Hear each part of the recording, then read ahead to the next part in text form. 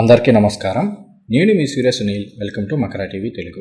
ఈ వీడియోలో మనం మన సనాతన ధర్మ పరిరక్షణకి సంబంధించి, మన హిందూ మతానికి సంబంధించి ఒక ఇంపార్టెంట్ టాపిక్ గురించి మాట్లాడుకుందాం. ఈ టాపిక్ మీద గతంలో సోషల్ మీడియా ఇన్ఫ్లుయెన్సర్స్ కావచ్చు, యూట్యూబర్స్ కావచ్చు, ఏమైనా వీడియో చేశారా లేదా, అసలు ఈ టాపిక్ని ఎవరైనా రేస్ చేశారా లేదా అనేది నాకైతే ఐడియా లేదు. నేనైతే ఎప్పటి నుండి ఈ టాపిక్ మీద ఒక వీడియో చేద్దాం అనుకుంటున్నాను. కానీ అసలు నా అభిప్రాయం కరెక్టా కాదా, నా ఆలోచన విధానం కరెక్టా కాదా అన్న ఉద్దేశంతో, మరలా నేను ఏదైనా తప్పుగా మాట్లాడితే కాంట్రవర్సీ అవుతుందేమో అన్న ఉద్దేశంతో ఇప్పటి వరకు ఈ టాపిక్ మీద వీడియో అయితే చేయలేదు. అయితే రీసెంట్ టైమ్స్లో జరిగిన కొన్ని ఇన్సిడెంట్స్ వల్ల ఖచ్చితంగా ఈ టాపిక్ మీద వీడియో చేయాల్సిందే అన్న ఉద్దేశంతో ఈ వీడియో అయితే చేస్తున్నాను. కాబట్టి ఈ వీడియో పూర్తిగా వినండి. విని నేను ఈ వీడియోలో ఏవైతే టాపిక్స్ని రేస్ చేస్తున్నానో అవి కరెక్టా కాదా అనేది మీ అభిప్రాయాన్ని ఖచ్చితంగా కామెంట్స్ రూపంలో తెలియజేయండి. ఇప్పటి వరకు నేను మన మకరా టీవీ తెలుగులో ఎన్నో వీడియోస్ చేశాను. ఎప్పుడు కూడా ఇలా ఎవరిని రిక్వెస్ట్ చేయలేదు. ఫర్ ద ఫస్ట్ టైం నాకు తెలిసి అడుగుతున్నాను. ఖచ్చితంగా ఈ వీడియో పూర్తిగా విని ఈ వీడియో మీద మీ అభిప్రాయాన్ని, సలహాలని, సూచనని దయచేసి కామెంట్స్ రూపంలో తెలియజేయండి. సో ఫస్ట్ ఆఫ్ ఆల్ అసలు ఈ ఇన్సిడెంట్స్ ఏంటి, దాని తర్వాత మన టాపిక్ గురించి తెలుసుకుందాం. సో విషయం ఏంటి అంటే, నాకు ఒక స్నేహితుడు ఉన్నాడు. వాడు నేను ఎల్కేజీ నుంచి కూడా ఒకే స్కూలు, తర్వాత ఒకటే కాలేజీ, తర్వాత ఆల్మోస్ట్ ఒకే విధమైన ఫీల్డ్లో ఉన్నాం. నేను ఎలక్ట్రికల్ మీడియాలోనూ, తను ప్రింట్ మీడియాలోనూ వర్క్ చేస్తున్నాడు. సో తను యాక్చువల్లీ చిన్నప్పుడు హిందువులుగానే ఉండేవాళ్ళు. తర్వాత మేము 4th or 5th చదువుతున్న టైంలో వాళ్ళ ఫ్యామిలీలో జరిగిన కొన్ని ఇన్సిడెంట్స్ వల్ల వాళ్ళు మతం మారాల్సి వచ్చింది. అయినప్పటికీ ఇద్దరు స్నేహితులుగానే ఉన్నాం. సో మొన్న December 25th అంటే క్రిస్మస్ రోజున మేము భీమవరం వెళ్ళాల్సిన ఒక పని పడింది. ఒక క్లయింట్ని కలవడానికి భీమవరం వెళ్ళాల్సి వచ్చింది. సో వాడు నాకు ఫోన్ చేసి, నువ్వు చర్చి దగ్గరికి వచ్చేసి నాకు ఫోన్ చెయ్యి, నువ్వు, నేను, ఇంకొక పాస్టర్ గారు ముగ్గురం కలిసి కారులో భీమవరం వెళ్ళొద్దాం అన్నాడు. సరే అని చెప్పేసి నేను వెళ్ళాను. చర్చి దగ్గరికి వెళ్ళి వాళ్ళు ఫోన్ చేస్తే వాడు అలానే ఆ పాస్టర్ గారు వచ్చారు. వాళ్ళతో పాటు ఒక 10-12 ఏళ్ల వయసున్న కుర్రోడు ఒకరు వచ్చారు. సో మేము నలుగురం కలిసి విజయవాడ నుండి భీమవరం బయలుదేరాం. మేము విజయవాడలో స్టార్ట్ అయినప్పటి నుండి మా ఫ్రెండ్ కావచ్చు, ఆ పాస్టర్ గారు కావచ్చు, వీళ్ళిద్దరూ కూడా ఆ కుర్రోడిని పక్కన కూర్చుంటారు కదా. సో ఆ కుర్రోడికి ఏంటి అంటే బైబిల్కి సంబంధించిన వాక్యం చెప్తూ, తను ప్రేయర్లు ఏదో తప్పు చెప్పినట్టున్నాడు. సో నువ్వు ఎలా చెప్పావు, ఇలా చెప్పాలి, ఈ వాక్యం ఎలా చెప్పాలి, దీనికి గల కారణం ఏంటి, ఈ లాజిక్ ఇది అని చెప్పేసి విజయవాడ నుండి భీమవరం వెళ్ళేంత వరకు కూడా కుర్రోడికి అలా ఎక్స్ప్లెయిన్ చేసుకుంటూనే వచ్చారు. సరే భీమవరం వెళ్ళాము, అక్కడ క్లయింట్ని కలిసాము, ఆల్మోస్ట్ 2 గంటలు అక్కడ ఉన్నాము. మళ్ళీ రిటర్న్ బయలుదేరినప్పుడు సేమ్ ప్రాసెస్ అన్నమాట. సో విజయవాడ వచ్చేసిన తర్వాత, నేను మా ఇంటికి వచ్చేసిన తర్వాత నుంచి నాకు నా మైండ్లో ఒక క్వశ్చన్ ఉండిపోయింది అనమాట. ఏమిటి అంటే, వాళ్ళ నెక్స్ట్ జనరేషన్కి సంబంధించి నల్సా పాస్టర్ గారు కొడుకు, మేనల్డ్ సంథింగ్ ఎవరో ఏదేమైనా కానీ వాళ్ళ నెక్స్ట్ జనరేషన్కి సంబంధించి వాళ్ళు ఆ కుర్రోడికి తమ మతానికి సంబంధించి, నా బైబిల్లోని వ్యాఖ్యలకు సంబంధించి అంతలా ఎక్స్ప్లెయిన్ చేసుకుంటూ వస్తున్నారు. అదే పని మన హిందువులో మనం చేస్తున్నామా అని.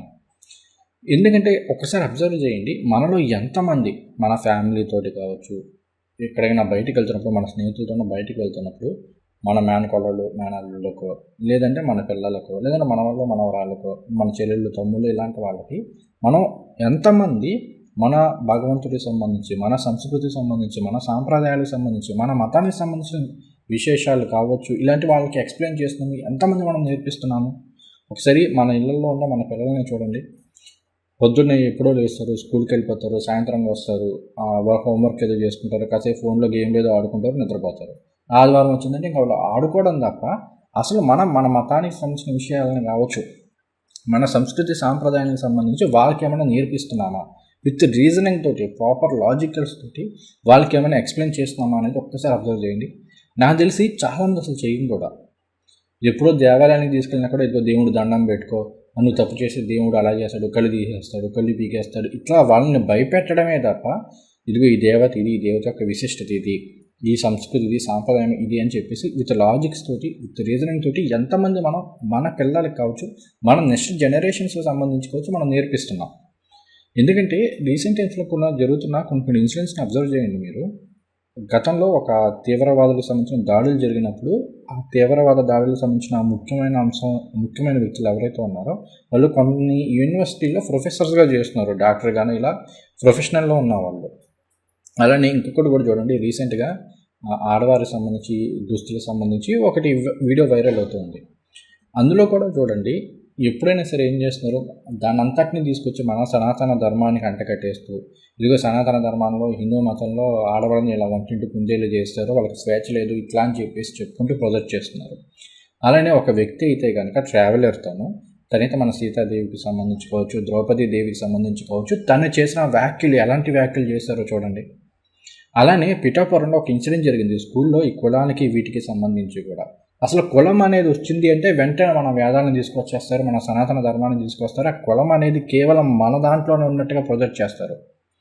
అంటే అసలు మన వల్లే కులాలు వచ్చినాయి, హిందూ ధర్మం వల్లే ఈ కులాలు ఉన్నాయి, అసలు హిందూ ధర్మంలోని ఈ కులాల వల్లే దేశం అంతా నాశనం అయిపోతుందన్న రేంజ్లో పట్టుకొస్తారు.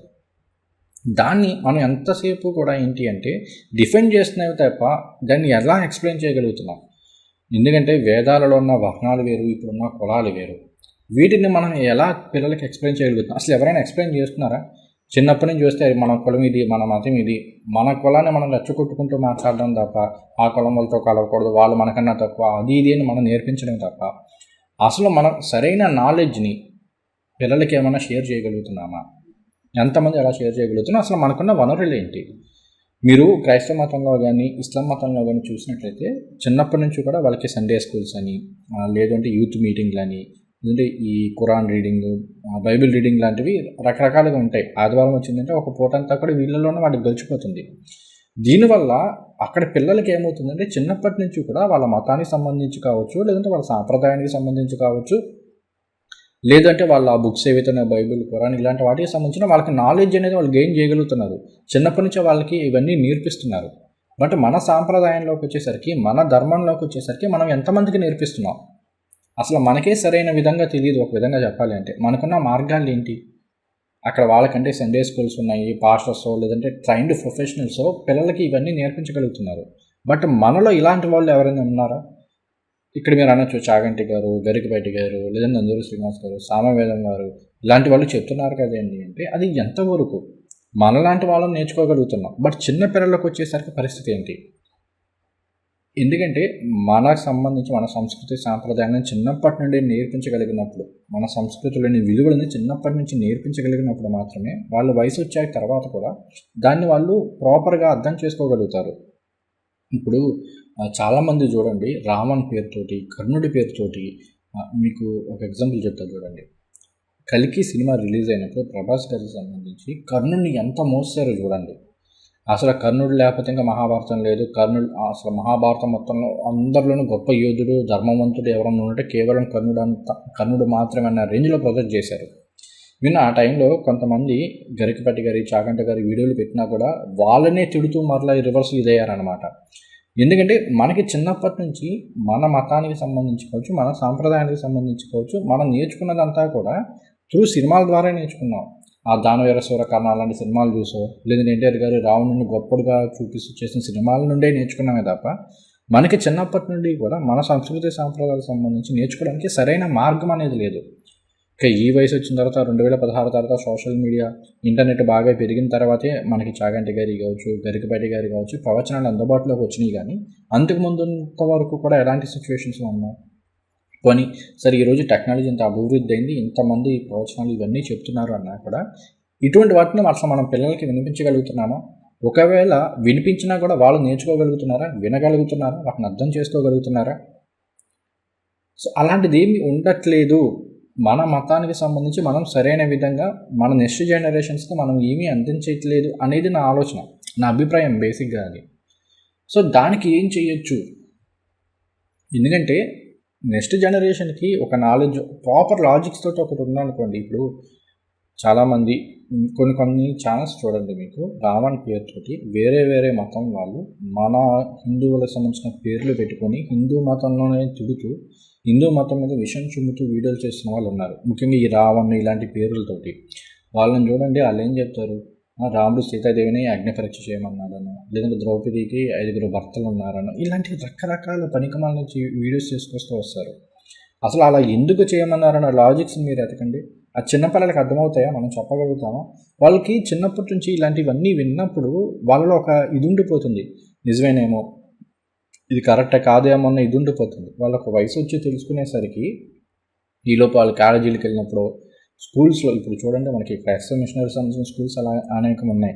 కొన్ని ఇంటర్మీడియట్ లాంటివి చదువుకుందాం అనుకున్నా కూడా మా విజయవాడలో నేనైతే ఆంధ్ర రాయల్ కాలేజీలో చదువుకున్నాను. అక్కడ కూడా ఈ క్రిస్టియానిటీకి సంబంధించి చెప్తూ ఉండేవాళ్ళు. అందువల్ల చిన్నప్పటి నుంచే వాళ్ళు ఏం చేస్తున్నారంటే హిందువులందరినీ కూడా హిందువులకు వ్యతిరేకంగా తయారు చేస్తూ వస్తున్నారు. మీ మతంలో ఇలాంటి నెగిటివ్స్ ఉన్నాయి, మీ మతంలో ఇలా డ్రాబ్యాక్స్ ఉన్నాయి, ఇలాంటివి చెప్పుకుంటూ వస్తూ వాళ్ళని వేరే మతంలో కన్వర్ట్ చేయడం కావచ్చు, లేదంటే హిందూ మతంలోని సాంప్రదాయాలను సరిగ్గా పాటించనివ్వకుండా చేయడం కావచ్చు చేస్తున్నారు. సో దీనివల్ల ఏమైపోతుంది అంటే మన సనాతన ధర్మానికి సంబంధించుకోవచ్చు, లేదంటే మన సాంప్రదాయానికి సంబంధించుకోవచ్చు, ఏదైనా ఒక కాంట్రవర్సీ నడుస్తుందంటే అటువంటి సందర్భాల్లో మన ధర్మాన్ని తిట్టేవాళ్ళు, మన సాంప్రదాయాన్ని నెగిటివ్గా మాట్లాడే వాళ్ళు కూడా మన వాళ్ళే ఉంటున్నారు. అదే వేరే మతాల్లో చూడండి, వాళ్ళకి సంబంధించి ఏదైనా ఒక నెగిటివ్ న్యూస్ వచ్చిందంటే వాళ్ళు ఎంతసేపు కూడా తమ మతాన్ని డిఫెండ్ చేసుకోవడము, వాడికి మాకు సంబంధం లేదు అన్నట్టుగా మాట్లాడతారు. లైక్ అది ఏ స్థాయికి ఉంటుంది అంటే, ఉదాహరణకి నాకు తెలిసి 2025లో అనుకుంటా ఒక పాస్టర్ చనిపోయారు రోడ్డు యాక్సిడెంట్లో. అటువంటి సమయంలో ఆ మతం వాళ్ళు ఏ రకంగా ప్రాజెక్ట్ చేసుకొచ్చారు, అసలు మన హిందువులే చంపేశారన్న రేంజ్లో ప్రాజెక్ట్ చేసుకొచ్చారు, అతన్ని చాలా గొప్పవాడిగా డిఫెండ్ చేసుకుంటూ వచ్చారు.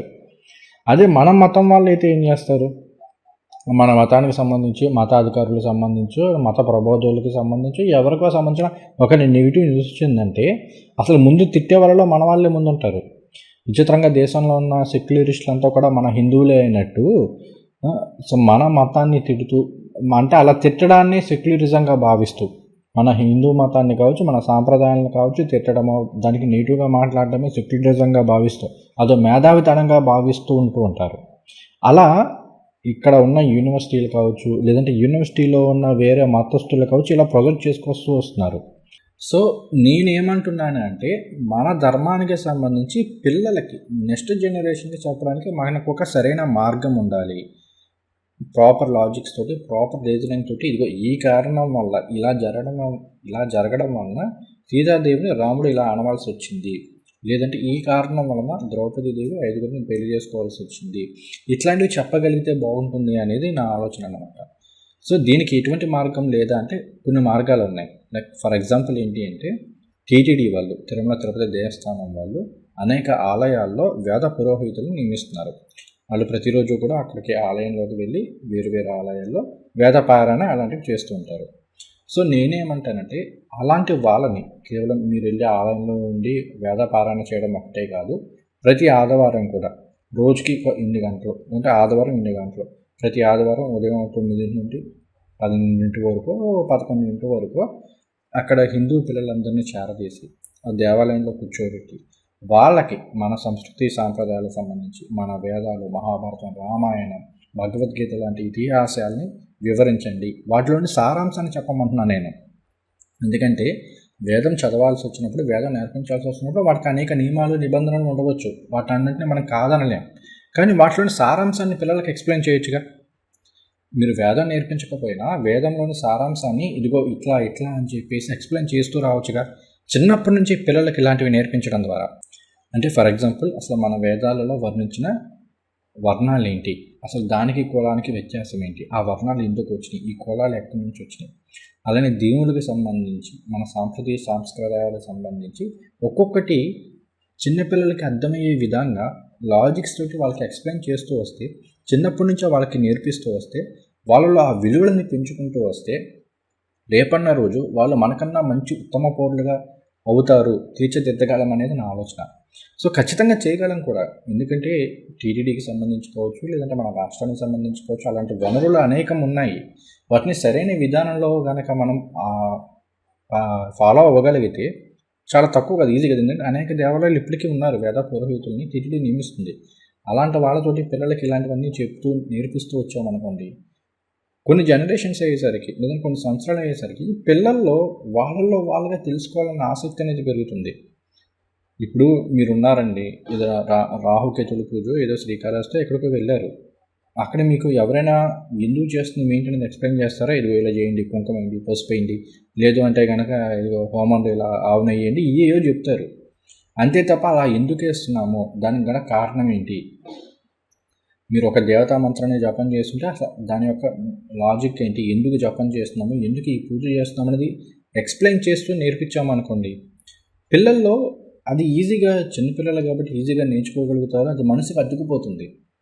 తద్వారా ఈజీగా పిల్లల్లో విలువల్ని పెంచగలుగుతాం, అసలు కులాలు ఇలాంటి వాటిని దూరం చేయగలుగుతాం. ఎందుకంటే వాళ్ళకి అర్థమవుతుంది, చిన్నపిల్లలకి మొదటి నుంచి కూడా ఈ వర్ణాలు వీటిని ఎక్స్ప్లెయిన్ చేస్తూ వస్తే కొన్ని సంవత్సరాలకు కావచ్చు, కొన్ని జనరేషన్స్ కావచ్చు, ఆ కుల పిచ్చి కావచ్చు, ఇలాంటి వాటిని మనం పూర్తిగా నిర్మూలించగలుగుతాం. సో మేబీ టీటీడీ ఇలాంటివి ప్రయత్నం చేయాలని ఆశిస్తాము. సో ఇది నేను ఏదైతే చెప్పాలనుకుంటున్నానో, నాకు తెలిసి సరిగ్గా వీడియో రాలేదని అనుకుంటున్నాను. బట్ నేను ఎంతవరకు ఎక్స్ప్లెయిన్ చేయగలిగానో అంతవరకు ఎక్స్ప్లెయిన్ చేశాను. సో ఒక్కసారి ఈ వీడియో మీద మీ అభిప్రాయాన్ని తెలియచేయండి.